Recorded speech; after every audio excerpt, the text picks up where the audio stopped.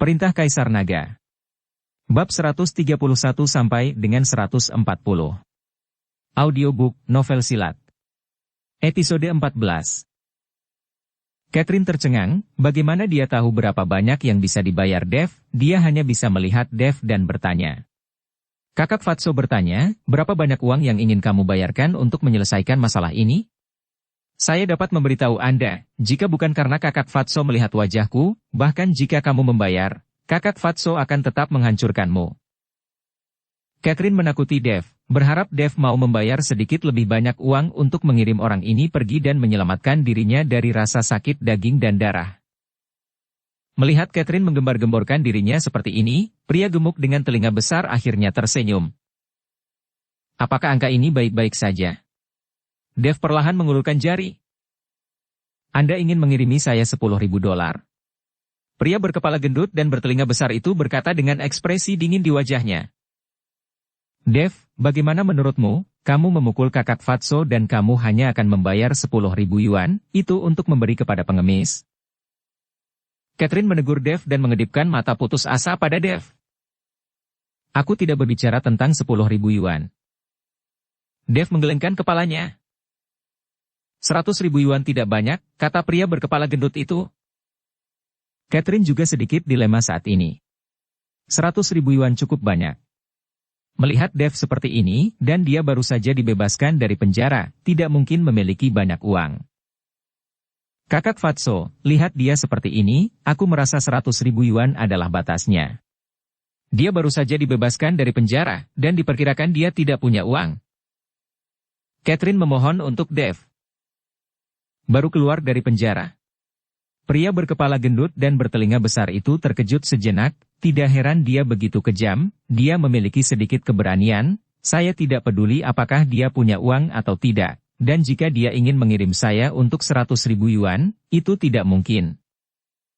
Melihat pria itu tidak setuju, Catherine hanya bisa melihat Dev lagi dan berkata, kamu ambil lebih banyak, tidak, aku masih punya beberapa, dan aku akan meminjamkannya padamu. Tapi aku setuju kamu bisa membayarnya kembali, dan uang ini adalah pendapatan saya. Saya hanya meminjamnya untukmu demi wajah Yvonne. Aku tidak berbicara tentang 100.000 yuan, Dev menggelengkan kepalanya lagi. Melihat Dev mengatakan itu bukan 100.000 yuan, Catherine tercengang, tetapi pria berkepala gendut itu memiliki kegembiraan di wajahnya, tetapi dia masih berpura-pura dingin dan berkata, apakah maksudmu 1 juta? Jika begitu, aku bisa menghasilkan 1 juta, saya tidak akan peduli dengan Anda, karena Anda juga telah memasuki permainan, saya dapat membiarkan Anda bergaul dengan saya. Aku sedang berbicara tentang $1. Dev berkata, mengeluarkan koin dari sakunya, dan melemparkannya dengan lembut ke tangannya. Melihat Dev dan membayar dirinya $1, pria itu tiba-tiba menjadi marah, kamu berani bermain-main denganku, aku akan membunuhmu hari ini. Kemudian Catherine langsung marah. Dev, apa maksudmu?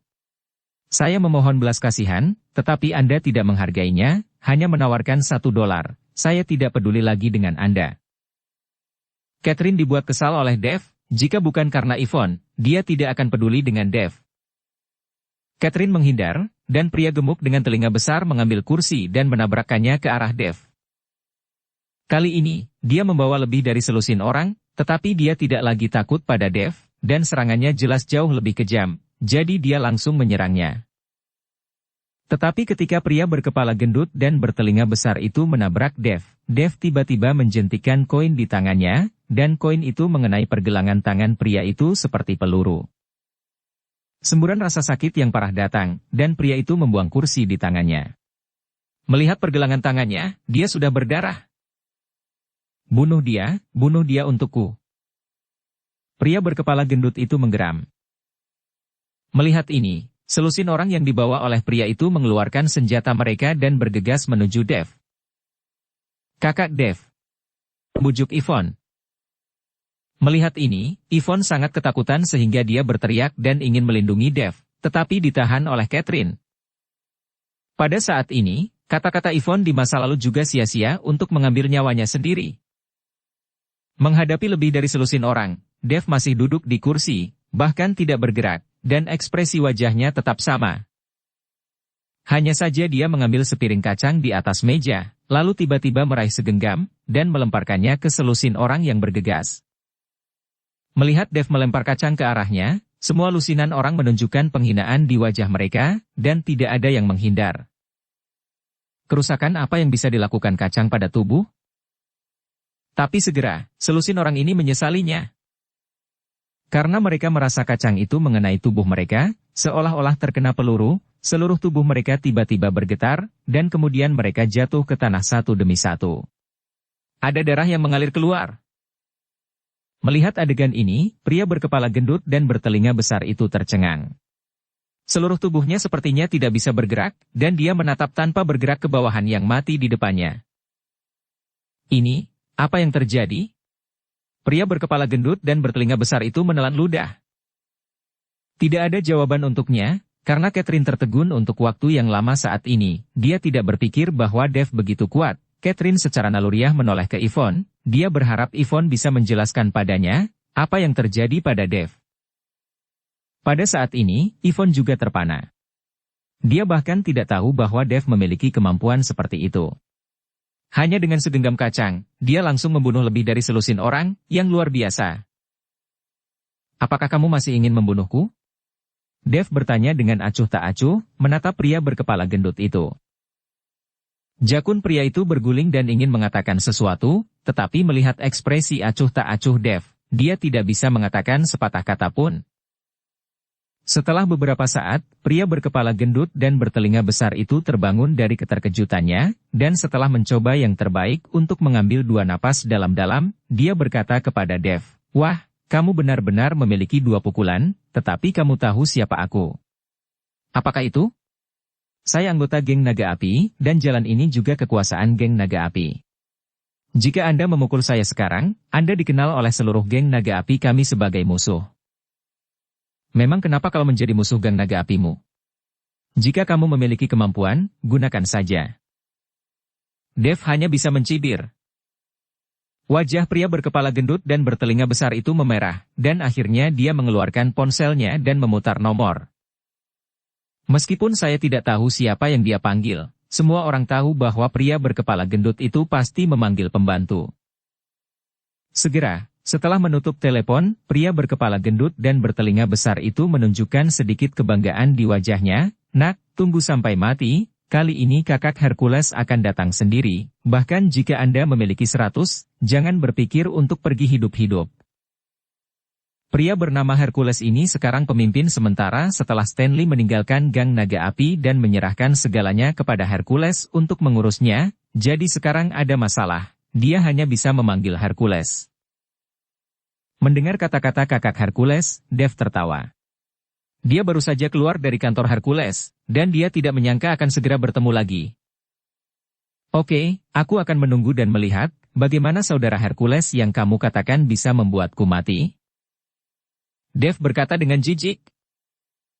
Di samping, Catherine mendengar kata, kakak Hercules. Wajahnya berubah menjadi hijau, dia buru-buru mengedipkan mata pada Yvonne, dan kemudian berbisik di telinga Yvonne, "Yvonne, tolong bujuk Dev untuk pergi, jangan berpikir dengan hanya memiliki 2 pukulan, dia tidak akan takut pada siapapun.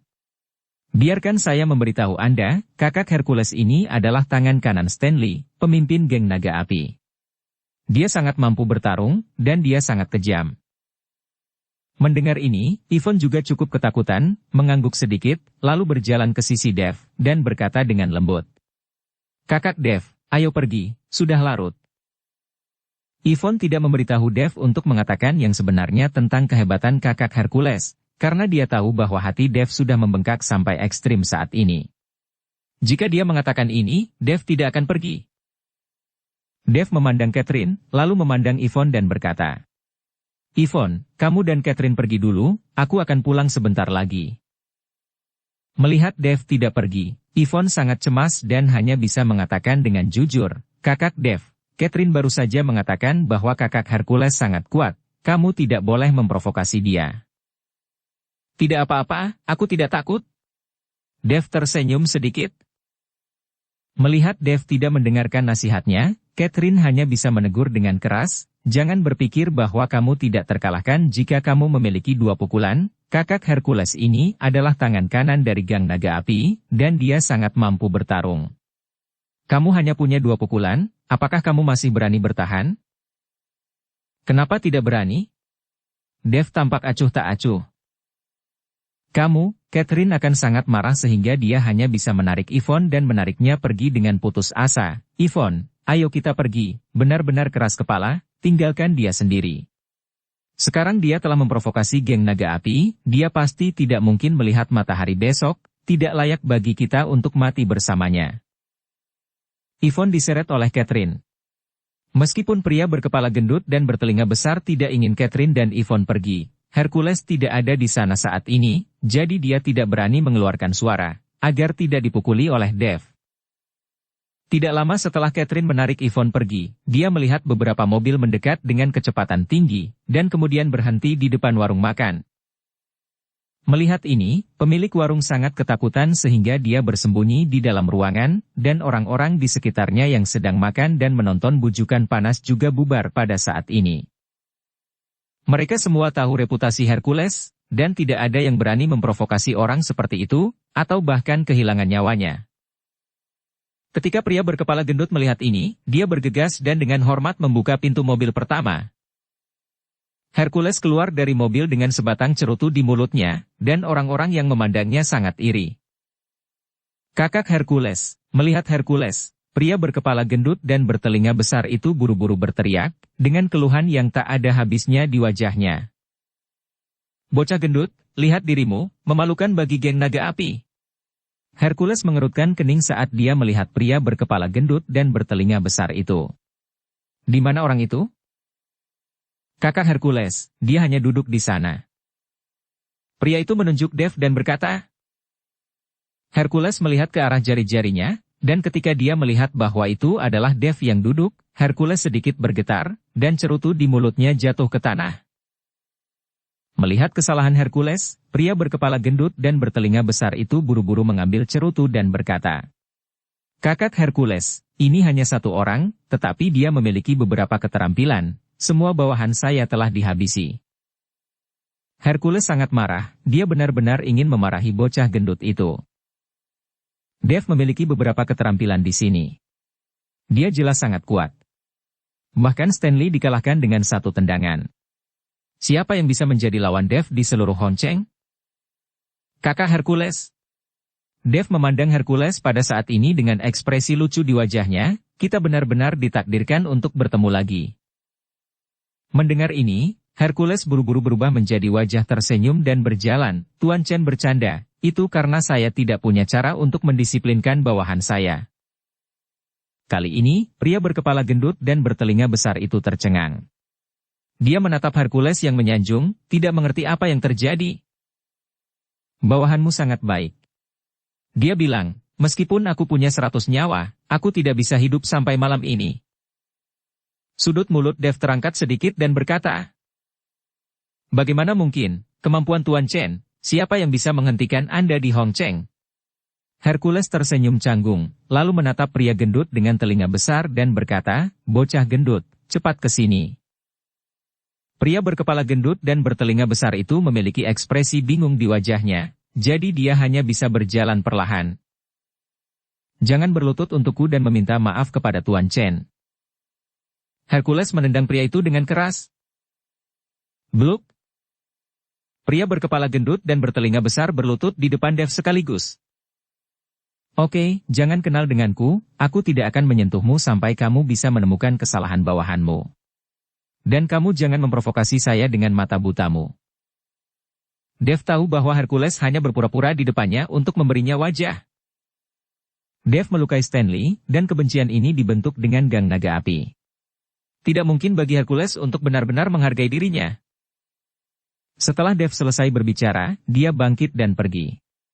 Hercules menatap punggung Dev dengan pancaran dingin di matanya. Kakak. Kakak Hercules, orang ini adalah. Melihat Dev pergi, pria berkepala gendut dan bertelinga besar itu berdiri dan bertanya pada Hercules dengan wajah bingung. Plak. Belas. Hercules menampar wajah pria gendut dengan telinga besar itu. Aku memberitahumu, jika kamu melihatnya di masa depan, sembunyikan dirimu darinya. Pemimpin kami terluka olehnya. Jika kamu bisa hidup hari ini, bakar saja dupa. Setelah Hercules selesai berbicara, dia membawa bawahannya pergi. Pada akhirnya, hanya pria berkepala gendut dan bertelinga besar yang dibiarkan berdiri di tempat. Dia sangat ketakutan. Di komunitas, Yvonne dengan cemas menunggu Dave di pintu. Catherine mengirim Yvonne kembali dan pergi. Yvonne, kamu tidak pulang, siapa yang kamu tunggu? Melissa melihat Yvonne kembali, tapi bahkan tidak pulang, jadi dia bertanya. Bu, Anda pulang saja dulu, aku akan menunggu kakak Dave. Yvonne berkata dengan sedikit kecemasan di wajahnya. Apa yang terjadi dengan Dave? Bukankah kalian pergi bersama? Melihat ekspresi cemas Yvonne, Melissa bertanya dengan tergesa-gesa. Yvonne tercengang, tidak tahu bagaimana menjelaskannya kepada ibunya. Yvonne, di mana Dave? Apakah kamu tidak kembali bersamamu? Pada saat ini, Celine dan Edward juga datang. Melihat Celine dan Edward, Yvonne takut keduanya akan khawatir, jadi dia buru-buru berkata. Kakak Dave memiliki sesuatu untuk dilakukan, dia mungkin tidak akan kembali sampai nanti. Anak ini tidak tahu apa yang dia sibuk, dia sudah tidak bekerja, bagaimana dia bisa memiliki begitu banyak hal untuk dilakukan. Celine bergumam. Bibi Chen, kembali dulu saja, aku akan menunggu kakak Dave di sini. Yvonne ingin Celine dan Edward pulang. Lagi pula, kapan Dave akan kembali, mungkin dia tidak bisa kembali. Aku ingin memberimu kejutan, Dave, anak itu, belum kembali selarut ini. Celine berkata sambil menghela nafas. Kejutan? Yvonne terkejut. Melihat ini, Melissa buru-buru menjelaskan, Paman Chen melihat bahwa Anda dan saudara laki-lakinya Dave sedang bekerja, dan tidak nyaman untuk naik bus bolak-balik, jadi Paman Chen membeli mobil untuk Anda kendarai dalam perjalanan ke bekerja. Dia ingin mengejutkan Anda dan saudara Dave. Ya, dia tidak kembali pada akhirnya. Melissa, ada juga uangmu di mobil ini. Itu dibeli oleh keluarga kami untuk 2 anak kami. Celine berkata dengan cepat. Lupakan saja, aku hanya menambahkan beberapa ribu yuan, dan sisa uangnya bukan dariku. Melissa tertawa. Ini mobil bekas untuk 2 orang. Ketika pekerjaan mereka stabil, biarkan mereka membelinya sendiri. Kita semua sudah tua dan kita hanya bisa membantu semampunya. Edward juga berbicara saat ini. Ya, hari-hari yang akan datang akan tergantung pada mereka berdua. Melissa mengangguk. Mendengarkan obrolan beberapa orang, wajah Yvonne langsung memerah, dan para tetua dari kedua keluarga sudah mengenali urusannya dan Dave. Yvonne tidak memiliki keberatan di hatinya. Mengikuti kontak Dave selama ini, dia juga menemukan bahwa dia secara bertahap jatuh cinta pada Dave. Tuhanya sikap dawe, Yvonne tidak tahu, dan dia tidak bisa menebak dawe. Ini sudah sangat larut, apa yang kalian bicarakan di pintu? Pada saat ini, Dave berjalan dengan senyum di wajahnya. Kakak Dave. Melihat Dave kembali, Yvonne bergegas dan menatap Dave dengan prihatin untuk melihat apakah Dave terluka. Ketika Melissa dan Edward melihat Yvonne mengikuti Dave, mereka berdua tertawa. Hanya Celine yang menghela nafas, akan sangat bagus jika saya bisa melihat 2 anak menikah. Ketika Dave mendengarnya, dia ingin menjelaskan kepada orang tuanya bahwa dia baru saja memperlakukan Yvonne sebagai saudara perempuannya, tetapi melihat mata panas kedua orang dewasa, dia tidak tahu bagaimana berbicara. Bu, jangan khawatir, aku akan menemukan cara untuk menyembuhkan matamu. Dave tidak punya penjelasan, dia hanya berkata ringan. Aku sudah terbiasa.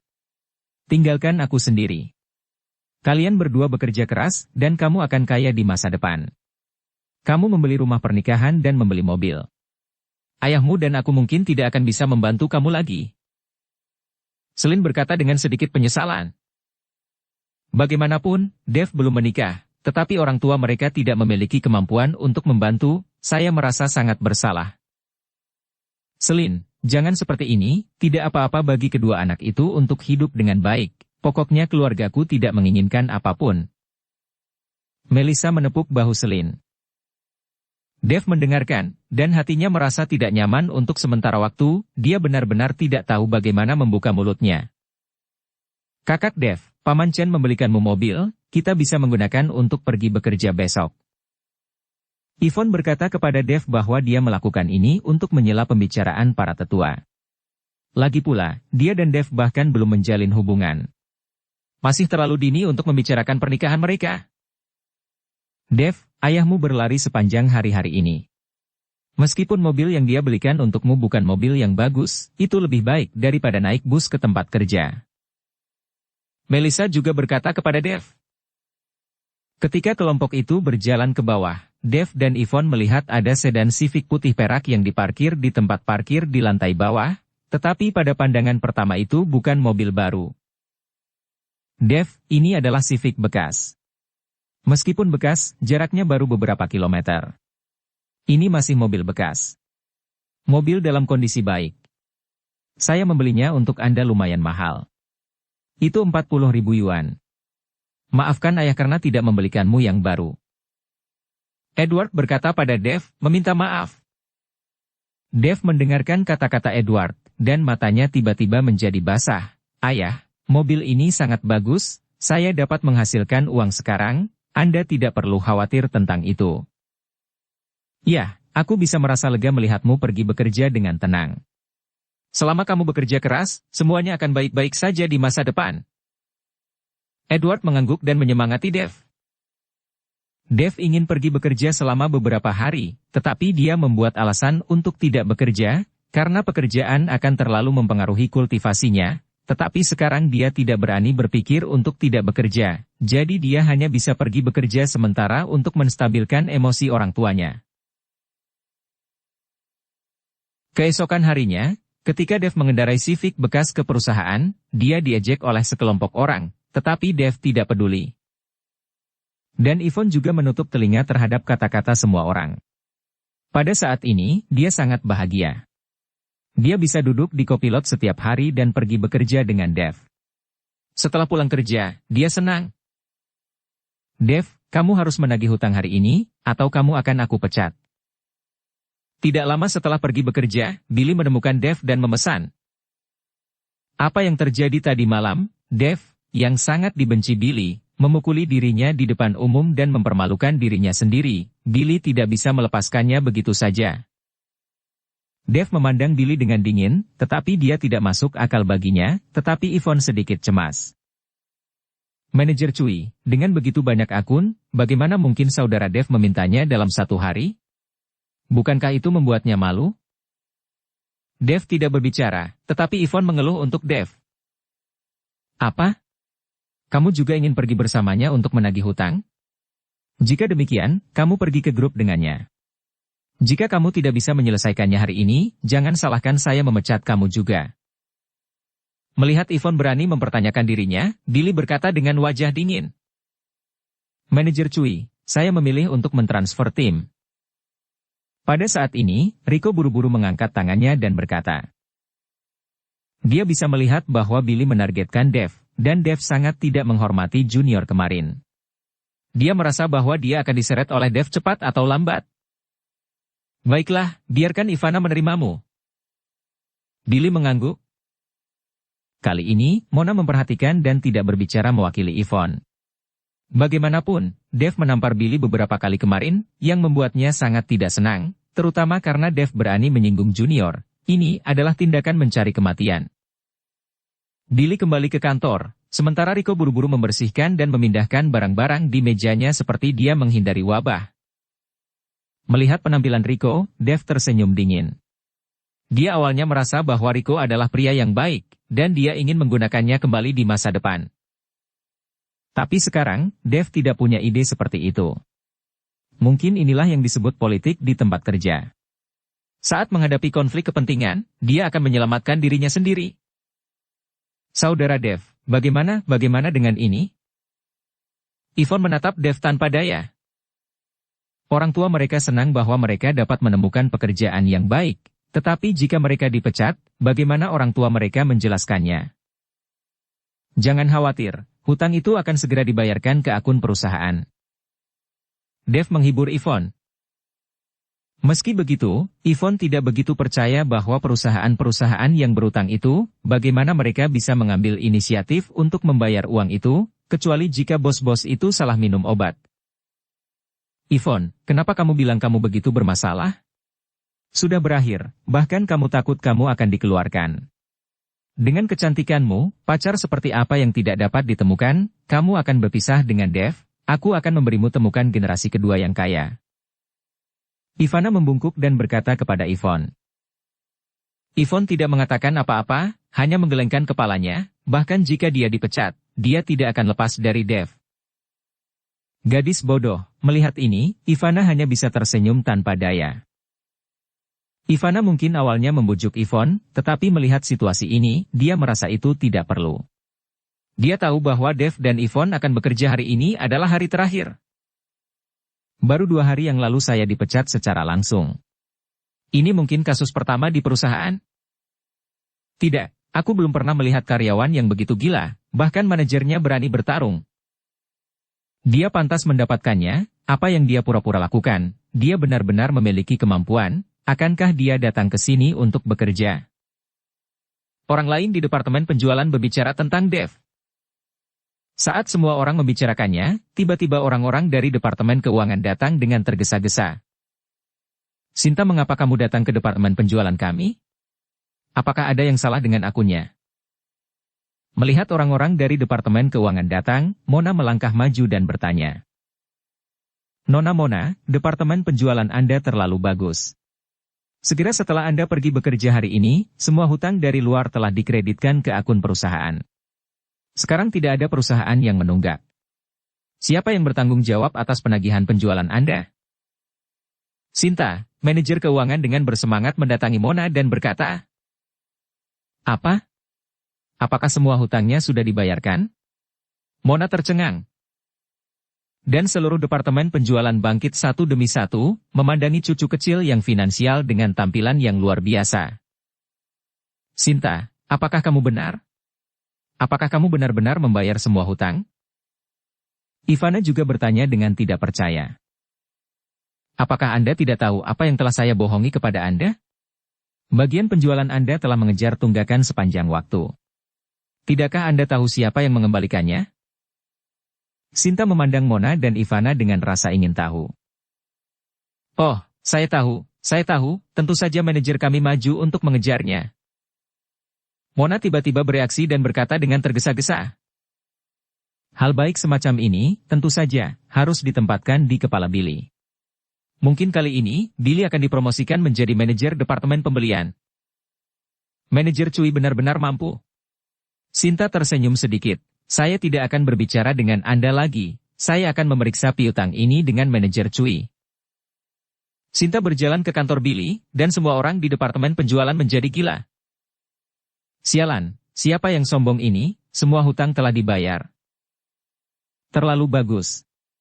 Kamu harus tahu banyak hutang, tetapi semuanya dari beberapa tahun yang lalu. Sangat sulit untuk mendapatkannya. Mungkinkah itu Dev? Melihat betapa yakinnya dia hari ini, dia sepertinya tahu bahwa hutangnya akan dikembalikan. Turunkan, dia satu-satunya yang bisa membuka semua akun ini? Tidakkah kamu mendengar bahwa semua perusahaan berinisiatif untuk membayarnya kembali? Ini memiliki hubungan kentut dengannya. Ngomong-ngomong, Dev sangat beruntung, sepertinya dia tidak akan dipecat hari ini. Orang-orang dari departemen penjualan berkumpul untuk membahas buku itu. Saudara Dev, itu bagus, kami tidak akan dipecat. Yvonne bertanya pada Dev dengan penuh semangat. Bukankah sudah lama aku memberitahumu, jangan khawatir. Dev tersenyum. Bagaimana Anda tahu bahwa tunggakan akan kembali hari ini? Yvonne memandang Dev dengan aneh dan bertanya. Rahasia. Dev tersenyum dan tidak memberitahu Yvonne. Ada beberapa hal yang dia tidak ingin Yvonne ketahui, tetapi cepat atau lambat dia akan berkata kepada Yvonne untuk mengaku. Tepat ketika orang-orang di departemen penjualan berbicara, Billy keluar dengan Sinta manajer keuangan, dan ketika dia melihat Billy keluar, semua orang berhenti berbicara. Billy menatap Dev dengan dingin, lalu pergi. Pada saat ini, di kantor manajer umum perusahaan, Junior duduk di belakang meja dengan wajah muram. Junior masih memiliki band-aid di lehernya. Lehernya dipotong tadi malam, dan 5 sidik jari samar masih terlihat di wajahnya. Dong dong dong. Ada ketukan di pintu, dan Junior berkata dengan dingin. Masuk. Tuan Singh, Anda mencari saya. Begitu dia memasuki pintu, Billy bertanya dengan hormat. Hanya saja Billy tercengang begitu kata-kata itu jatuh, karena dia melihat ada beberapa tanda merah samar di wajah Junior, yang jelas-jelas ditampar. Melihat Billy menatapnya seperti ini, Junior sedikit mengernyit, apakah itu terlihat bagus? Ketika Billy mendengar ini, seluruh tubuhnya gemetar ketakutan, dan dia buru-buru menundukkan kepalanya dan tidak berani mengeluarkan suara. Hutang departemen penjualan, kamu meminta Dev menagih. Junior bertanya. Billy tidak tahu apa yang dimaksud Junior, jadi dia hanya bisa menganggukkan kepalanya, ya, saya hanya ingin dia menabrak dinding untuk membunuh rohnya, tetapi saya tidak ingin anak ini seberuntung itu, perusahaan-perusahaan yang berutang itu, hari ini membuang uang mereka. Semuanya kembali. Junior tersenyum dingin. Dia tahu mengapa tunggakan ini tiba-tiba dilunasi. Itu pasti bantuan Yuki di belakang layar. Kalau tidak, Dev sendiri akan memberinya keterampilan yang luar biasa, dan dia tidak akan bisa melakukannya. Namun, di perusahaan, hanya Junior yang tahu hubungan antara Dev dan Yuki. Mengikuti kontrak Diamond Daily Chemical di masa depan, biarkan Dev yang membicarakannya. Junior melihat beberapa informasi mitra di tangannya dan berkata kepada Billy. PT Diamond? Billy terkejut, Tuan Singh, Diamond adalah pelanggan besar, dan keluarga Xiao selalu mengincar pelanggan ini dan meminta kita mengirim Dev untuk berbicara. Akankah ini membuat Diamond jijik dan berpikir perusahaan kita tidak memiliki ketulusan? Billy tidak mengerti mengapa Junior memberi Dev pelanggan yang begitu penting. Dia harus tahu bahwa ketika pelanggan seperti itu menandatangani kontrak, komisi yang mereka dapatkan dari penjualan sangat tinggi. Apa? Apakah Anda mempertanyakan keputusan saya? Mata Junior sedikit menyipit. Tidak berani, semuanya tunduk pada pengaturan Presiden Singh. Bagaimana Billy berani tidak mematuhi Junior? Bagaimanapun, dia adalah bos langsungnya. Ketika Billy pergi, Junior perlahan mengangkat telepon dan memutar nomor. Tuan Muda Xiao, semuanya sudah diatur, kontrak Diamond, saya akan mengirim Dev untuk didiskusikan. Hahaha. Kamu melakukan pekerjaan dengan baik, bekerja sama denganku dengan baik. Apa yang bisa diberikan keluarga Su kepadamu, aku akan memberimu 2 kali lipat. Ada ledakan tawa nakal di sisi lain telepon, dan kemudian menutup telepon. Nomor telepon yang Junior hubungi adalah Navarro Xiao. Junior tahu bahwa Dev sedang berkonflik dengan Navarro, dan juga tahu bahwa pacar Dev direbut oleh Navarro. Di Hongcheng, keluarga Xiao dan keluarga Su memiliki kekuatan yang sama, dan keduanya juga merupakan pesaing. Keluarga Xiao pernah memburu Junior dengan gaji tinggi, tetapi Junior menyukai Yuki dan selalu ingin bergaul dengan Yuki, jadi dia menolak keluarga Xiao. Tapi setelah tadi malam, Junior gagal menyewa seorang pembunuh untuk membunuh Dev, dan wajahnya ditampar, yang membuat Junior semakin marah, jadi dia menghubungi Navarro. Alasan mengapa Dev pergi untuk membahas kontrak dengan PT Diamond adalah ide Navarro. Navarro hanya ingin mempermalukan Dev. Bagaimana mungkin pelanggan besar seperti PT Diamond peduli kepada staf rendahan seperti Dev untuk menegosiasikannya? Sementara Navarro secara pribadi pergi untuk menghina Dev dengan baik. Di bangsal rumah sakit Hongcheng, Navarro masih belum pulih dari cederanya. Kakak Navarro, kamu terlihat bahagia. Pria seperti Dev, mengapa layak kamu targetkan seperti ini? Dia hanya semut untukmu, dan tanpa Yuki yang melindunginya, dia adalah kentut. Shanshan memandang Navarro yang sedang duduk di ranjang rumah sakit dan berkata dengan gembira. Dia mematahkan lenganku, tentu saja aku ingin bermain dengannya, aku ingin membunuhnya secara perlahan. Sudut mulut Navarro sedikit terangkat, dan matanya penuh kedinginan. Kakak Navarro, Dev dapat melewati 2 kali, Anda tidak dapat mengalahkannya, dan Yansen yang Anda panggil tidak dapat diandalkan. Jika Anda ingin berurusan dengan Dev, saya pikir Anda harus menemukan beberapa petarung lain. Shanshan menyarankan. Jangan khawatir, saya sudah mengirim seseorang untuk menghubungi geng naga api. Di seluruh Hongcheng, Yansen dengan Aula Harimau bukan satu-satunya. Geng naga api setenar Aula Harimau, dan itu lebih dari cukup untuk berurusan dengan Dev.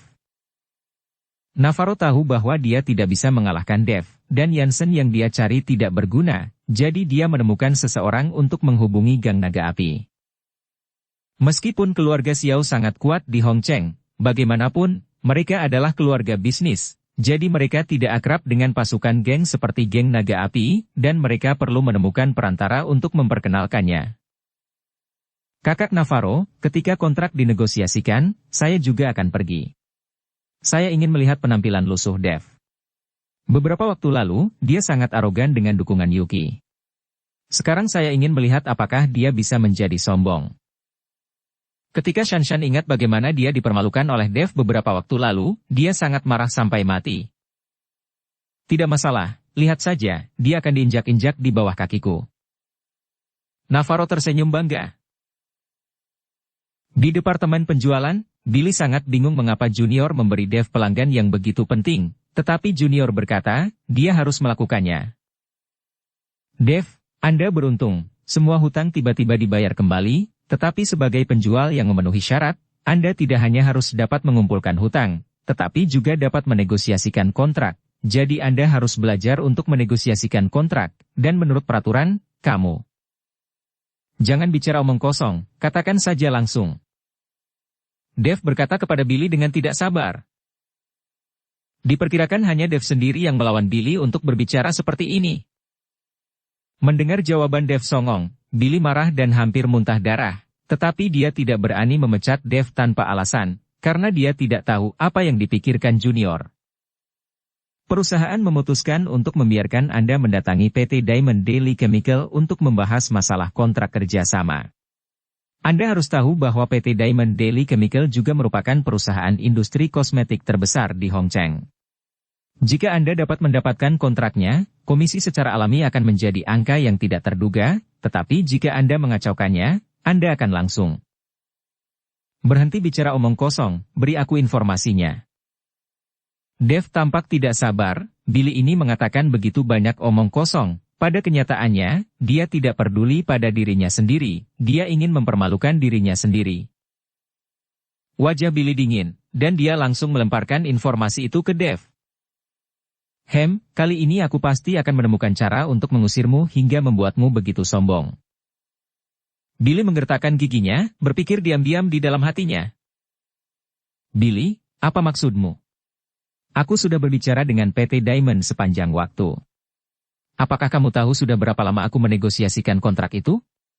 Mengapa kamu tiba-tiba memberikannya padanya? Pada saat ini, Mona menjadi cemas dan berteriak langsung ke Billy. Semua orang tahu bahwa PT Diamond adalah pelanggan besar. Jika mereka dapat menandatangani kontrak, komisinya pasti sangat besar, jadi Billy memberikan PT Diamond ini kepada Mona di awal. Lagi pula, tidak ada seorang pun di departemen penjualan yang berani mengatakan apapun tentang hubungannya dengan Mona. Dan untuk klien ini, Billy menemani Mona berkali-kali, dan Mona telah bekerja keras. Tetapi pada saat ini, dia tiba-tiba memberikan kliennya kepada Dev, bagaimana mungkin Mona tidak marah? Billy menarik Mona dan berkata kepada Mona. Jangan merajuk dulu, aku akan menjelaskannya padamu nanti. Setelah dia selesai berbicara, Billy memandang Dev dan berkata, Dev, pelanggan ini adalah pelanggan terpenting perusahaan kami, jadi Anda harus bergegas dan mengatur waktu, kapan kamu bisa membicarakannya dengan PT Diamond? Besok. Dev ingin berbicara tentang sore hari, tetapi dia berpikir bahwa dia harus memberitahu Yansen untuk memeriksanya terlebih dahulu, jadi dia berkata besok. Besok? Billy terkejut. Semua orang di departemen penjualan tercengang, menatap Dev dengan tak percaya. Да, apakah kamu gila? Ini PT Diamond Daily Chemical. Kamu bilang kamu bisa menegosiasikan kontrak besok. Ivana mencibir dan tertawa, dan berkata dengan jijik. Dev, bisakah kamu berhenti membual? Apakah kamu tahu sudah berapa lama aku mengejar klien ini? Sudah 3 bulan, dan aku belum bisa membicarakannya selama 3 bulan. Dan kamu bisa membicarakannya besok? Mona menatap Dev dengan marah. Dev ini mengatakan ini, dia hanya mempermalukannya. Saya belum membicarakannya selama 3 bulan, dan Dev benar-benar mengatakan bahwa dia dapat melakukannya dalam 1 hari. Bukankah ini menertawakan ketidakmampuannya? Melihat Dev seperti itu, Billy mencibir. Dev, itu yang kamu katakan sendiri. Jika kamu tidak bisa membicarakannya, sebaiknya kamu menyingkir. Jangan bicara besar di departemen penjualan kami. Tidak masalah. Dev dengan senang hati setuju. Kali ini, Billy sangat senang. Dia tahu bahwa Dev pasti tidak akan bisa menegosiasikan kontrak besok. Jika semudah itu, dia tidak akan menemani Mona selama 3 bulan. Selain itu, PT Diamond, klien utama, juga diincar keluarga Xiao. Bagaimana bisa begitu mudah untuk membicarakannya? Billy menarik Mona ke kantor untuk menjelaskan, sementara yang lain di departemen penjualan menatap Dev dengan jijik, dan mereka semua bubar. Dev mendapatkan informasi tetapi tidak membacanya. Dia hanya mengirimkannya ke Jensen untuk ditangani, sementara Yvonne menjadi gugup dan menghabiskan sepanjang hari mempelajari informasi PT Diamond. Yvonne, kamu ada reuni kelas malam ini, dan sekarang hampir waktunya pulang kerja. Bersiaplah dulu, jangan membaca informasi itu terus. Melihat wajah cemas Yvonne yang terus mempelajari informasi PT Diamond, jadi Dev membujuknya. Kakak Dev, terlalu sulit untuk berurusan dengan PT Diamond Daily Chemical ini. Manajer umum PT Diamond adalah orang yang tidak dapat menghasilkan uang. Apa yang akan kita bicarakan besok? Bagaimana Yvonne masih berpikir untuk berpartisipasi dalam reuni kelas? Jika tidak ada cara untuk menegosiasikan kontrak besok, Dev akan dipecat. Jika Dev pergi, Yvonne sendiri tidak ingin tinggal. Apakah kamu tidak percaya padaku? Dev memandang Yvonne, jika saya mengatakan saya bisa, saya pasti bisa melakukannya, jangan khawatir. Yvonne menatap mata tegas Dev, dan akhirnya mengangguk, aku percaya. Dev tersenyum sedikit, menepuk kepala Yvonne dengan lembut, matanya menunjukkan jenis sayang seperti saudara laki-laki dan perempuan. Tepat setelah pulang kerja, Yvonne menerima telepon dari Catherine, mendesaknya untuk bergegas. Banyak teman sekelas yang sudah datang. Yvonne menanyakan alamatnya, dan reuni kelas ternyata di Hotel Regal. Ini membuat Yvonne sedikit ragu, karena reuni kelas ini adalah sistem A, memilih hotel yang begitu mewah, biayanya pasti tidak sedikit, dia tidak ingin menghabiskan uang untuk reuni ini, rasanya terlalu boros. Namun, setelah bujukan Dev, Yvonne setuju untuk pergi. Mereka berdua mengendarai Civic bekas dan langsung menuju ke Hotel Regal. Begitu keduanya tiba di pintu Hotel Regal, mereka melihat bahwa Catherine sudah menunggu dengan cemas di pintu. Ketika Catherine melihat Dev, dia sedikit terkejut. Dia merasa bahwa Dev telah menyinggung geng naga api tadi malam dan pasti akan dipukuli sampai mati. Namun Dev sama sekali tidak apa-apa. Kamu tidak dipukuli tadi malam? Catherine bertanya dengan wajah bingung. Bukankah aku sudah memberitahumu, geng naga api harus takut padaku, beraninya mereka memukulku. Dev tersenyum sedikit. Terus saja bicara besar. Catherine memutar matanya. Dia tidak percaya apa yang dikatakan Dev. Bagaimana mungkin geng sebesar geng naga api takut pada Dev? Dev pasti menggunakan beberapa metode untuk menyelesaikannya, mungkin dia menghabiskan banyak uang. Dukung channel Novel Silat dengan subscribe, follow, like, komen dan share. Terserah percaya atau tidak. Dev tidak menjelaskan lagi. Hari ini reuni kelas, kamu berkendara dengan Civic. Jika kamu tidak memiliki mobil yang bagus, lebih baik naik taksi daripada mengendarai Civic yang rusak. Lihat tempat parkir di sini, apakah ada mobil yang rusak seperti itu? Catherine menegur Dev dengan marah. Saat itu, Dev mendorong Yvonne untuk datang ke reuni kelas. Catherine berpikir bahwa Dev akan menemukan cara untuk memberi wajah Yvonne di reuni kelas, tetapi sekarang dia mengendarai Civic yang rusak. Apa masalahnya dengan Civic? Ini sama dengan mendukung produksi dalam negeri. Dev tidak peduli sama sekali.